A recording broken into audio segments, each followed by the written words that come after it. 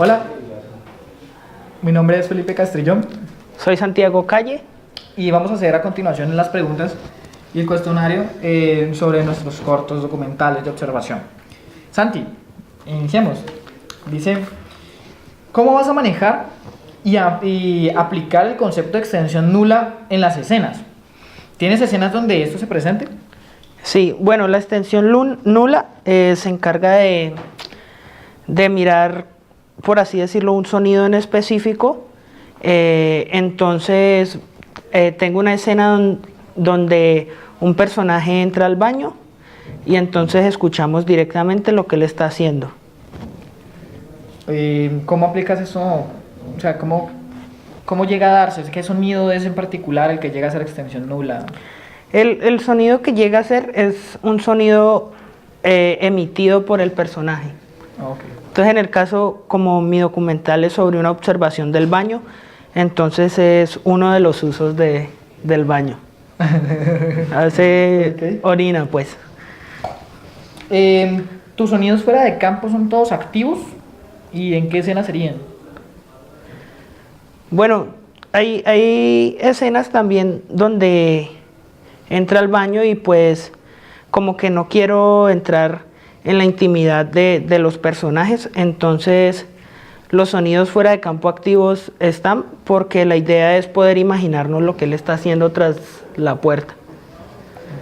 También hay fuera de campo pasivo porque es inevitable el sonido del aire acondicionado de los torreones que se escucha y los sonidos que están por fuera del baño, sonidos ambientes. ¿Eso no categoría más bien como ruido? Pues yo lo veo más como un fuera de campo pasivo. Ok, vale. ¿Los sonidos que utilizas son de carácter topográfico? ¿Nos van a describir exactamente un lugar específico? ¿O son un poco más generales, al decir que solo es un baño? Sí, son de carácter topográfico, tienen mayor énfasis en los sonidos del agua. Entonces podemos decir que es un topográfico un poco generalizado. O sea, no nos dice exactamente baño de la Universidad Autónoma, sino baño X. Baño X, ajá. Ok, ¿vale? Bueno, Felipe, en tu corto, ¿cuándo será fuera de campo activo y cuándo será fuera de campo pasivo? Pues en mi corto hay varias escenas en las cuales hay una transición. No todo es totalmente activo y no todo es totalmente pasivo. Por ejemplo, en la primera escena donde se ve el logo de la universidad y en las escenas donde se están en la parte de mesas en sótanos 1 o las escenas en la cafetería del primer piso, en donde me comenzó a enfatizar más bien en los planos medios, hay voces fuera de campo que me pueden llegar a decir cosas importantes. Entonces, para no desperdiciar esa oportunidad en documental, prefiero hacer que las voces pasen de un pasivo a un activo. Porque si en algún momento los personajes o los estudiantes llegan a decir algo que tenga relación con el espacio, me sirve. Entonces no me cierro a la banda que solo sea activo o pasivo, sino que los transporto. En cambio, por ejemplo, sonidos como las escenas de los laboratorios donde es un ruido de computadores, donde se escuchan los computadores procesar, donde solo está o si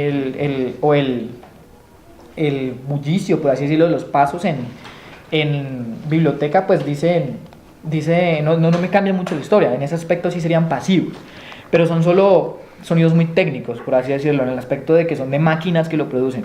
Ya hablando de personajes, vendría a ser activo en esa cuestión que te digo de que pueden llegar a cambiar el rumbo de la narrativa. Ah, listo. Bueno, ¿cómo será la función narrativa del silencio en tu corto?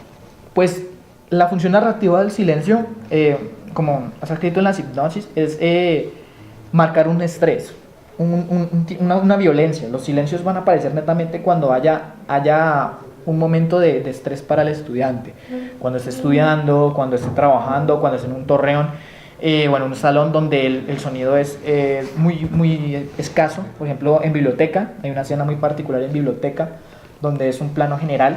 Ahí el silencio va a representar ese vacío del estrés, al no tener una relajación absoluta, sino estar dentro de una burbuja de concentración. Entonces el sonido va a marcar siempre su estrés. Bueno, y la última pregunta, ¿qué papel cumplen las conversaciones dentro dentro de tu escena sonora? O digamos, qué rol le dan o qué importancia le dan al corto? Pues eso entra en la primera pregunta, cuando me refiero y tomo estas voces como un fuera de campo activo y un fuera de campo pasivo que va activo, perdón. Las voces pueden ser simplemente un contexto, un ambiente que rellene ese estado de relajación, ese estado de bullicio, pero en el momento dado en que comiencen a reflejar algo de donde se capte que realmente puede cambiar mi narrativa, como una charla sobre los espacios de biblioteca, una charla sobre el estrés, automáticamente se volverá en activo. Entonces la idea es jugar con esos dos todo el tiempo. ¿Esas voces siempre estarían fuera de campo o entrarían al En algunos campo? casos, y no, dependiendo, si la voz se vuelve activa, preferiría que entrara en campo para ver en su totalidad de qué se trata. Otra cosa, puedo jugar con una voz de ambiente activo, por así decirlo, mantenerlo fuera de campo, sin ningún problema. Pero en totalidad, pues las voces se mantendrían dentro de campo cuando realmente las quiero relevantes. En la escena 3, si no estoy mal, hago un plano medio en donde tenemos la conversación de estudiantes continuo. En esas voces sí va a estar dentro de campo y van a ser voces importantes que van a estar dentro de la narrativa. Ah, listo, muchas gracias. Gracias.